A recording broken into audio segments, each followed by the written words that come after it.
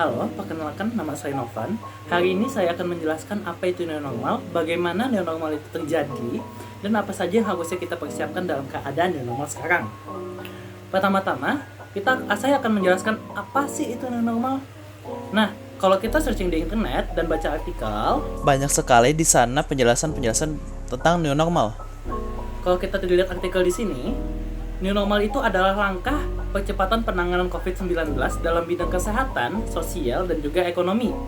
Skenario new normal ini dijalankan dengan mempertimbangkan kesiapan daerah dan hasil riset epidemiologis di wilayah terkait.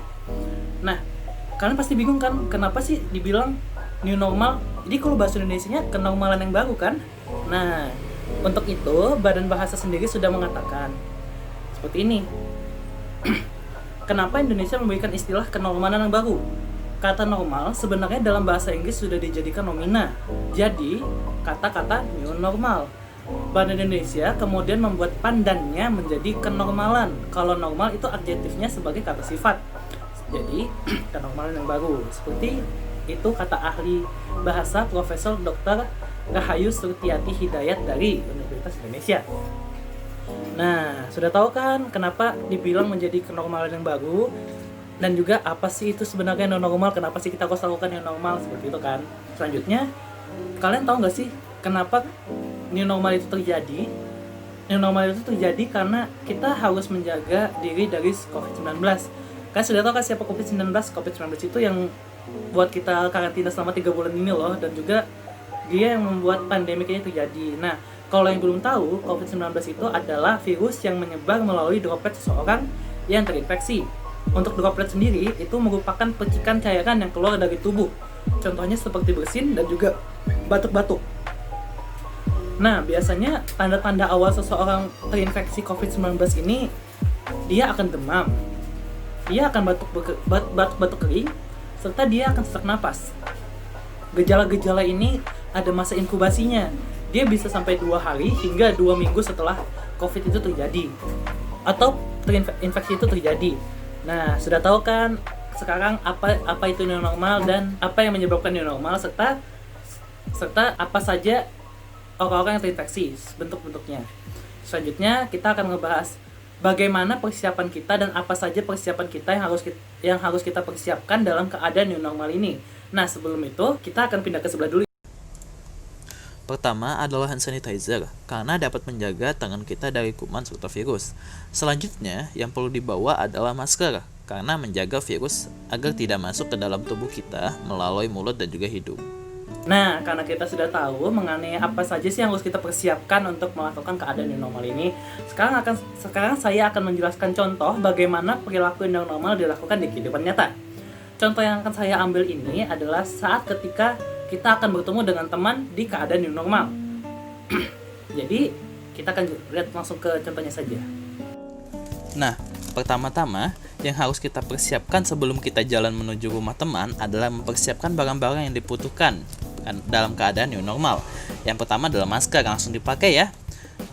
Selanjutnya, ambillah hand sanitizer jika ada di rumah untuk jaga-jaga jika bersentuhan dengan seseorang ataupun jika mengira tangan kita itu kotor. Dan terakhir, jangan lupa menggunakan helm supaya diri kita aman.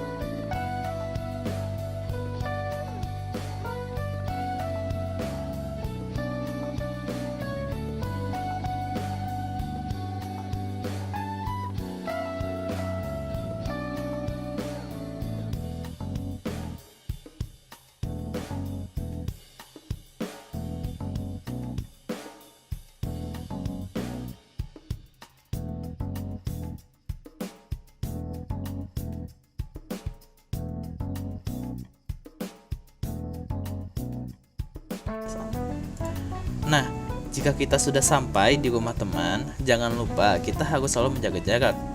agar sesuai dengan protokol kesehatan yang telah diberikan. Jika teman kita menyulurkan tangan, kita harus cepat-cepat menolaknya. Karena dari protokol yang diberikan, kita tidak boleh melakukan kontak fisik secara langsung.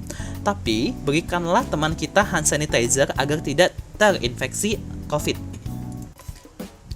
Kita juga harus menggunakan hand sanitizer-nya loh, supaya kita tetap terjaga selama di rumah teman kita nantinya.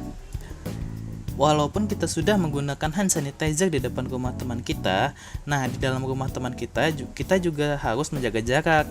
Takutnya akan terjadi hal-hal yang tidak menyenangkan saat pulang nanti. Tetap jaga jarak ya, karena itu protokol yang harus kita jalankan. Nah, sudah tahu kan apa yang harus kita lakukan kalau ingin ketemu teman saat keadaan new normal ini? Nah, kita tuh juga harus tetap mengikuti protokol yang ada ya, tetap memakai masker, menggunakan hand sanitizer, ataupun mencuci tangan kalau misalnya ke tempat-tempat umum lainnya. Kalau gitu, ini sudah bagian terakhir.